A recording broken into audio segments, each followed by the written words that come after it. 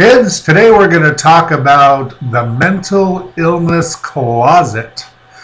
Much like the gay closet or any other closet, mental illness has a closet, and many people that suffer from mental illness hide in their closet. And they do so for a variety of reasons. Social reasons, financial reasons. They do it for ego issues.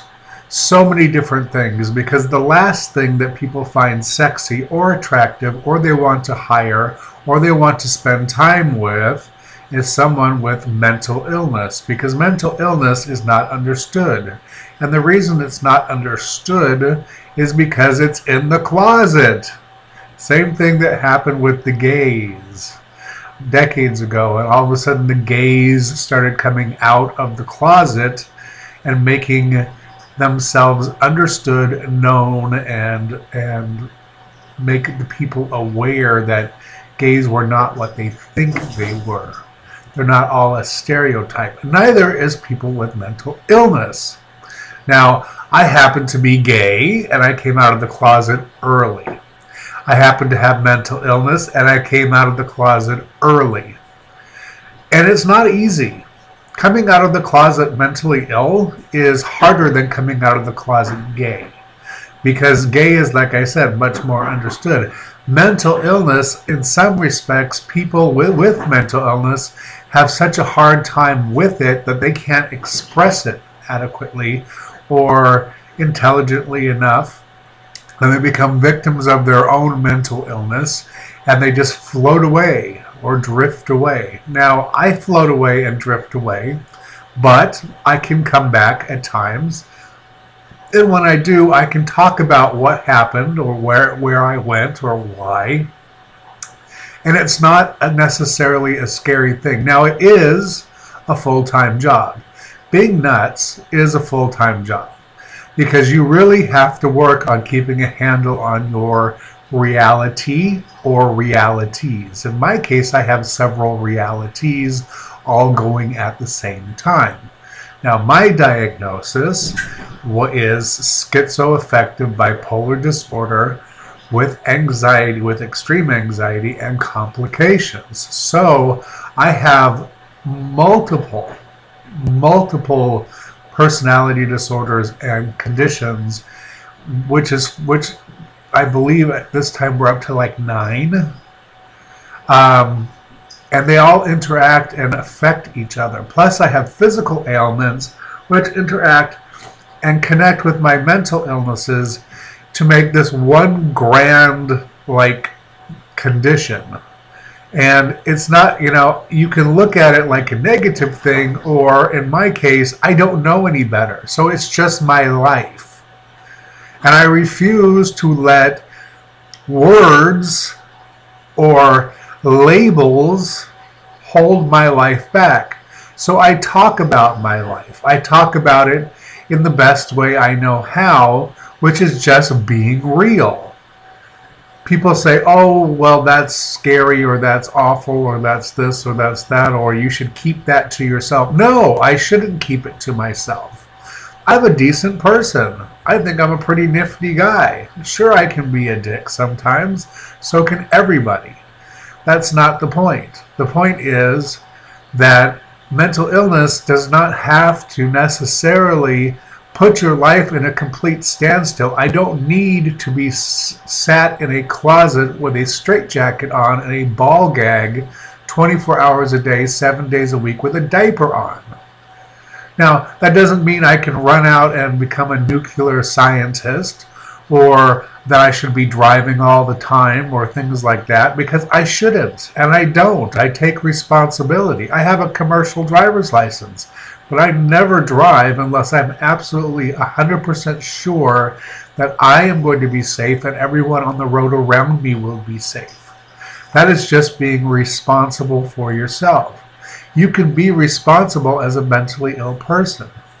I have a great deal of trouble, for example, concentrating, and my mind disconnects for moments and reconnects, and it's a very strange thing, and I often use the word to connect those things, and that's becoming more and more Um, here we go with the it's becoming more important in my life recently because it happens more often. Like I was just having a short circuit there and showing you what that's like.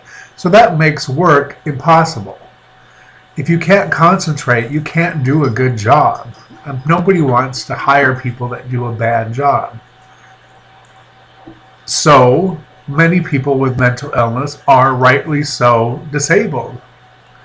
But some don't have what I have. I have a very severe mental illness or sets of mental illnesses. So it's difficult for me sometimes to separate the normal from the paranormal from the abnormal in my three realities, plus my dream state. So that's four realities that I deal with that I think are equally as real. To me, they're all equally as real. Now, I know that kind of burns somebody's brains up, like, how can that be? But it is. That's just the way it is. I live in four separate realities all at the same time. They all interact all at the same time. I can interact my waking with my sleeping, with my paranormal, with my abnormal, all at the same time. I don't know how that happens in my brain. I don't know why when people touch me I get smells. I don't know why I see things. I don't know why ghosts come and talk to me. I don't know all these things. I don't have the answers. All I know is that it happens. And it's been verified that it happens. And sometimes it means stuff, and sometimes it doesn't mean anything. Sometimes it just is. And you have to be okay with it just is. If you have somebody in your life, friends or family, don't hide them and their mental illnesses from others. Challenge them. Challenge them to explore it, to explain it, to discuss it with you in great detail.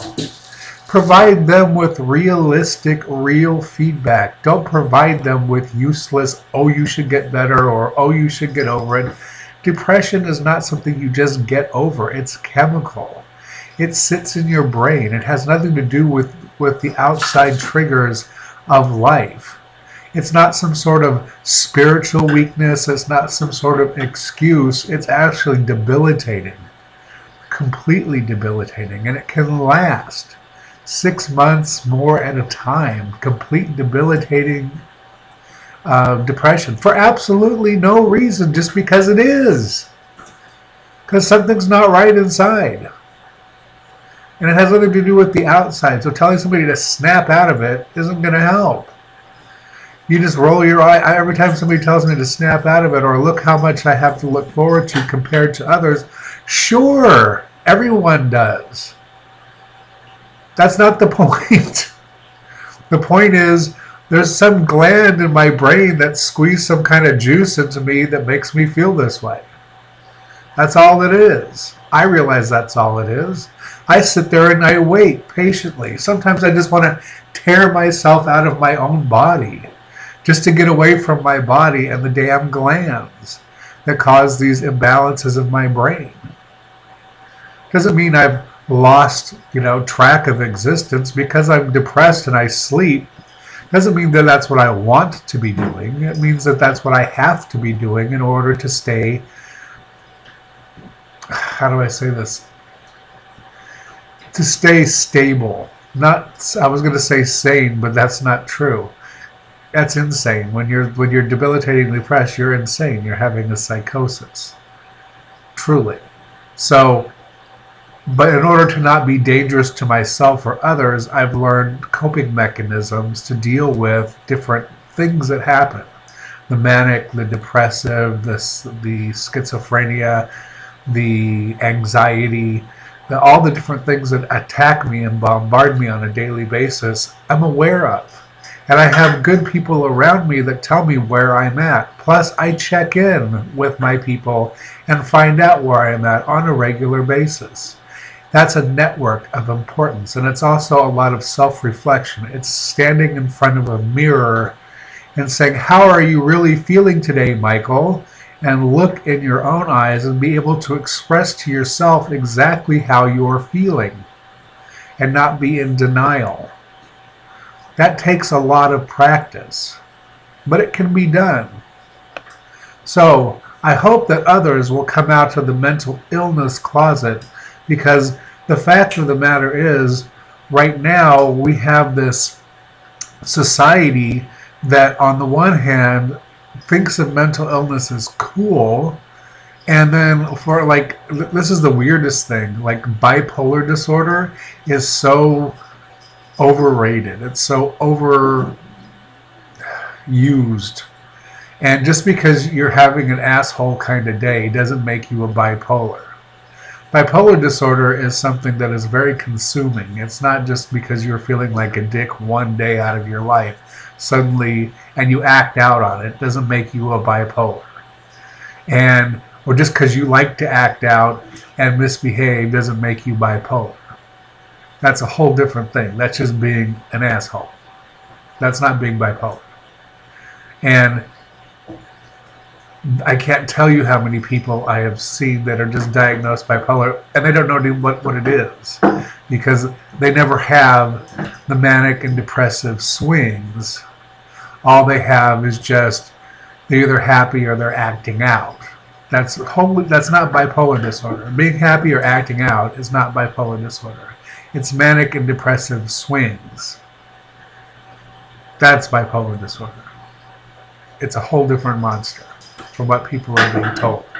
So when you hear these people talking about it, or you hear people that have been victims of relationships where people have been bipolar and they've been abused, not all bipolars are abusive.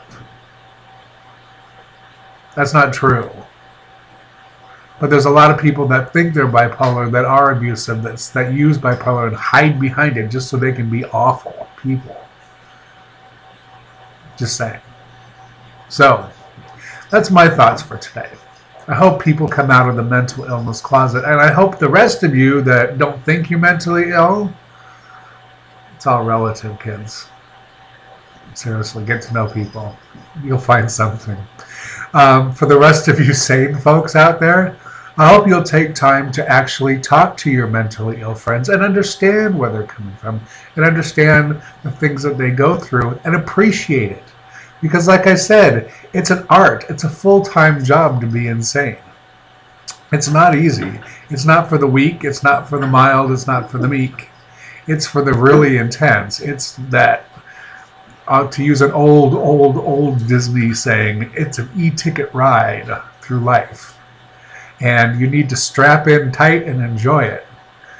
And share it with people, because it can be fun. Better to sit and share your experiences with people in a good way than to act out in a dangerous or a bad way. That's always been my philosophy. That's it for today. Have a good one.